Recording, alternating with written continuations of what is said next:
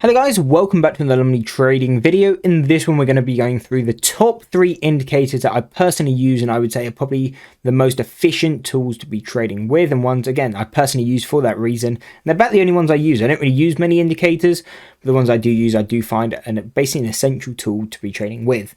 So, to start off, again, we'll go from 1, 2, and 3. The third one is probably my favorite and one of the most powerful indicators you can see, so definitely stay tuned to that one. But to start off, we're going to start off with a tool called RSI. You've probably heard of this before. A lot of traders use RSI, and there's a reason for that. And really, it tends to be more if I day trade. This is a tool I'd heavily use when day trading. So you'll see on this channel a lot, I trade SPX. It's really about the only stock I do day trade, or an index I do day trade. And this is really good. As you probably know, I'm a big reversal trader. I'm not a massive trend trader. So RSI can be really good at detecting these reversals. And now how does it do that?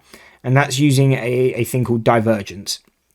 So what is divergence? Divergence is basically where, say, price, and we'll try and find, I mean, there is an example here, so I guess we can use that just over a longer time. Usually I'd use it within the 1 minute, which actually we'll try and find because I think that'd be a lot better. Here we go. So what a divergence is, for example, here we can see price is quite clearly just in an uptrend.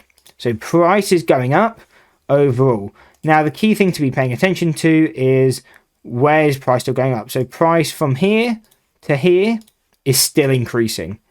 Now you go over to the RSI and you can see from here, this RSI to, you know, the higher price, the RSI is actually not making a higher high. What this tells you is the momentum is now decreasing, or it's not as strong as the original move. So this move had a lot more pressure than this second move. And the reason this can be key is if there's less buying pressure coming into this move, there is more likely to be a reversal, or at a minimum, a pullback.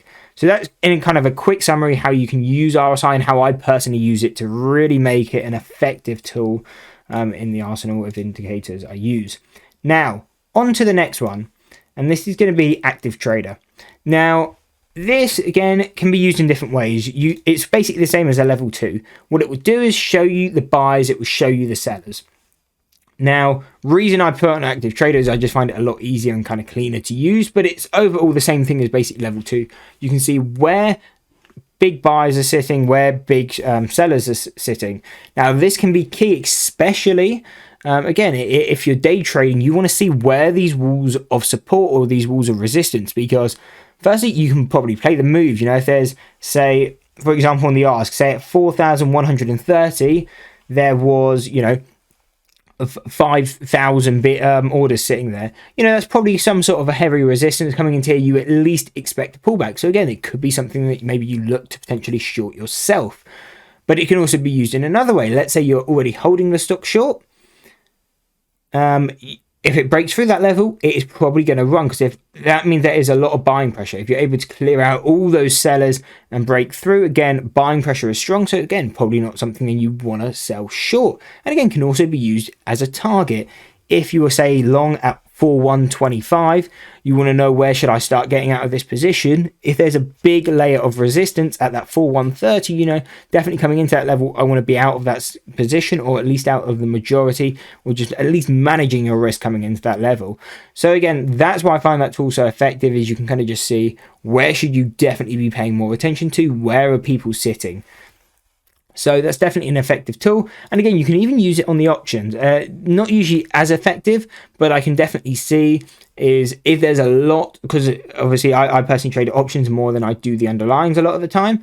So if I can see a lot of people sitting, say, on the 4,100 strike, actually we can put it up if it will load.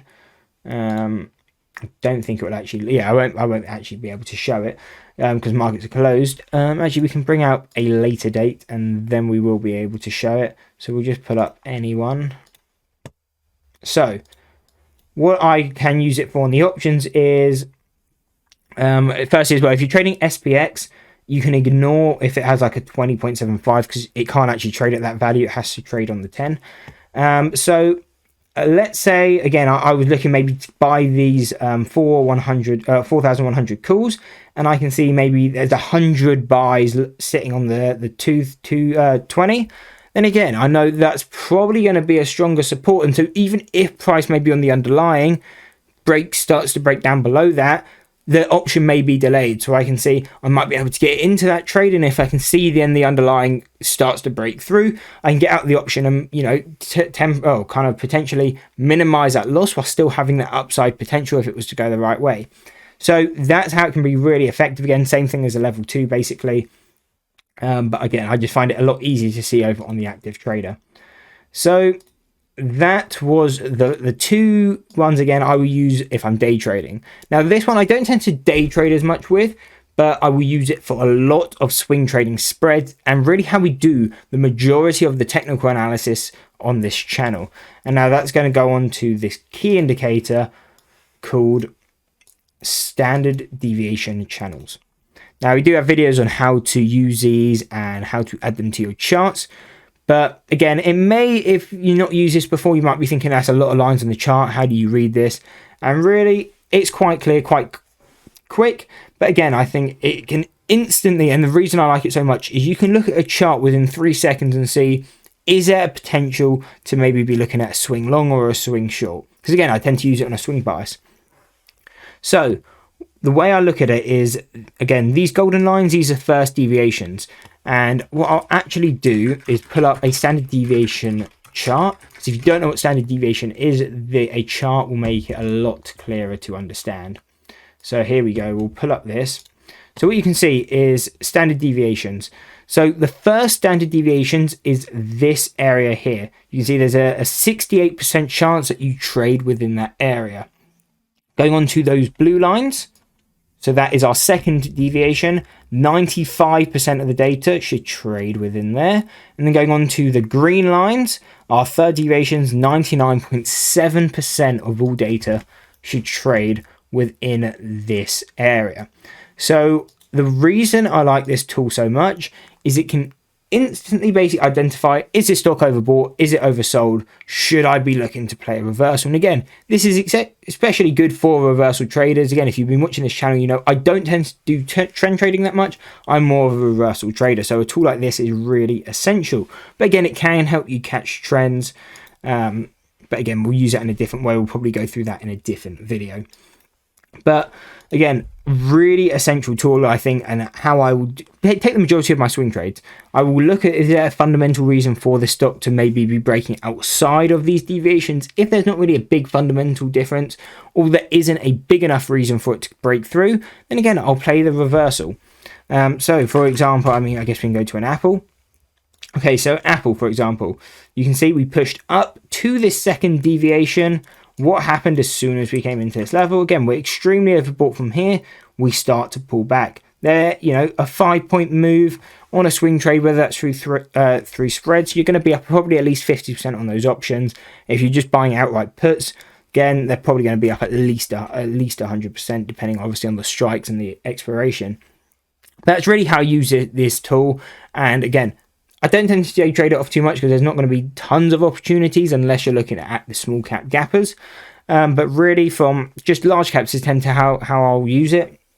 If large caps are moving into these levels, again, I'll just look to play the reversal. And a key tool you can use to kind of pair with that is looking at the SPX or the SPY, seeing where the SPY is sitting. Is that becoming overbought? Because with the index, it's a lot less likely to trade outside of this first deviation. So a lot of times it will just trade within here.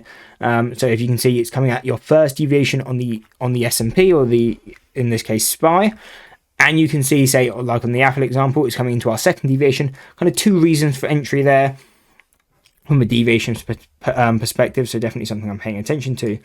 And then you can see really where this tool will come effective, especially on the indexes, is if it comes to that third deviation. Very rare that we get it again. You can see in the last really year, we've only had one hit where it came down that low. And again, these are just going to be swings that I take quite heavy sizing because again, you're really going to most likely get that bounce.